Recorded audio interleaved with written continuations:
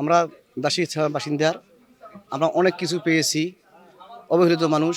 কিন্তু আমার এখান থেকে যদি এই দাসী ইসলামের রাস্তা মাঠ ঘাট সব কিছু পেয়েছি, কিন্তু আমরা একটা যে ইউনিয়ন পাইতাম না, আমাদের এখান থেকে গ্রাম থেকে একটা ইউনিয়নে গেলে কমপক্ষে 5 থেকে 6 মাইল দূরে যাওয়া লাগে। মা বোন খুব কষ্ট করে যায়, কেউ মনে করে আসতে পারে না, যাইতে পারে না, খাইতেও পারে না। যে কোনো পণ্য জিনিস কিনতে গেলে বহুদূর পথ যাওয়া লাগে, 4-5 মাইল। অতএব ইউনিয়নটা যদি দিত আমরা খুবই আনন্দ পাইতাম। 68 বছর পিছিয়ে পড়া বন্দিদশা থেকে আজকে এই এই পর্যায়ে এসেছে যে এই সরকার এখন এই অঞ্চলে শিক্ষা প্রতিষ্ঠান করেছে, তারা সুযোগ সুবিধা পাচ্ছে পড়ালেখা করতে। বর্তমানে সিটের বেশিরভাগ লোকেই বেকার। এখানে কোনো কর্মসংস্থান নাই, এখানে কাজের কোনো ধারা নাই। অনেক সময় এখান থেকে আমার এই সিটের বেশিরভাগ লোকেই অশিক্ষিত, এরা কৃষি কাজ করে খায়। কৃষিকের উপর কোনো এখানে কোনো বাংলাদেশে যত যে রকম সুযোগ সুবিধা দেয়, এখানে এই সুযোগ সুবিধাটা কম আছে। একটাই সমস্যা, কিন্তু ওই যে গরিব এলাকা, এখন কোনো কাজ করি যে খাবি যে জনগণ, সেটাও তো পাইতেছি না। এখন ঢাকা যায়, কর্ম নাই, আবার ঘুরি এসে চাকরি বাকরি নাই, এইরকম দুরবস্থা হয়ে গেছে। আমাদের এখানে যতটুকু উন্নয়ন হয়েছে খুব সুন্দর উন্নয়ন হয়েছে, কিন্তু উন্নয়নের পাশাপাশি কিছু অসমাপ্ত কাজ আছে, যে কাজগুলি আমাদের বিবেকে এখনও নাড়া দিচ্ছে। সেই কাজগুলি আমরা বাংলাদেশের যে বর্তমান প্রধানমন্ত্রী আছে, যে বাংলাদেশের মহান দায়িত্বে যে লোকটা আছে, তাদের কাছে আমরা আকুল আবেদন জানাচ্ছি এই অসমাপ্ত কাজগুলি যেন উনি সমাপ্ত করেন।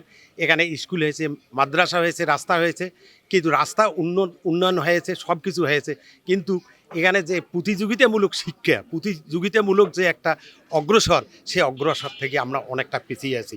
আমরা আমাদের বাংলাদেশের যারা দায়িত্বে আছে, আমরা তাদেরকে আকুল আবেদন জানাবো, আমাদের পরবর্তী যে নেক্সট জেনারেশনগুলো আসতেছে, তাদের উন্নয়নের জন্যে তারা যেন যথেষ্ট উন্নয়নমুখী কাজগুলেন করে। সরকার যে সমস্ত আমাদের খাদ্য দিয়ে পুষ্টিকর খাদ্য, মানসম্মত খাদ্য যে আমরা পাওয়ার আশা ছিল, সেটি আজ পর্যন্ত আমরা পাইনি। আমরা আশা করি এখানে যে সরকার যে যদি একটা মানে কারখানার যে কার্যক্রম বা এখানকার থেকেই কাঁচামাল সরবরাহ করা, এখান থেকেই যেমন ঢাকা, বগুড়া, দিনাজপুর সেখানে গেত, তাহলে এখানকার যে কৃষি মানুষগুলো 2 পয়সা বেশ উন্নতি পাইতো। অতি দ্রুত ছিটমহলের যে শিক্ষা প্রতিষ্ঠানগুলি আছে, সেগুলো কীভাবে মান উন্নয়ন করা যায়, তাদেরকে কীভাবে অবকাঠামো উন্নয়নে সহযোগিতা করা যায়, এ ব্যাপারে ইনশাল্লাহ সেটা করা হবে।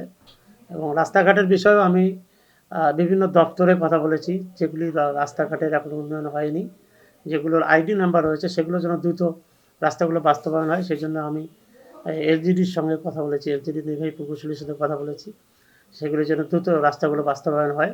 এবং মানুষের সুযোগ সুবিধা বৃদ্ধি করার জন্য আমরা জেলা পরিষদের পক্ষ থেকে সবসময় ছিটমহলবাসীর প্রতি একটা দৃষ্টি আমাদের থাকবে, তাদেরকে সার্বিক সহযোগিতা দেওয়ার জন্য আমরা চেষ্টা করব, যে তারা যেন দীর্ঘদিনের যে তাদের যে বঞ্চিত বিভিন্ন সুযোগ সুবিধা থাকে, সেই সুযোগ সুবিধা যেন আমার জেলা পরিষদ থেকে যতটুকু আমি দিতে পারি, ইনশাল্লাহ তাদেরকে দিয়ে আমার তাদের পাশে থাকবো।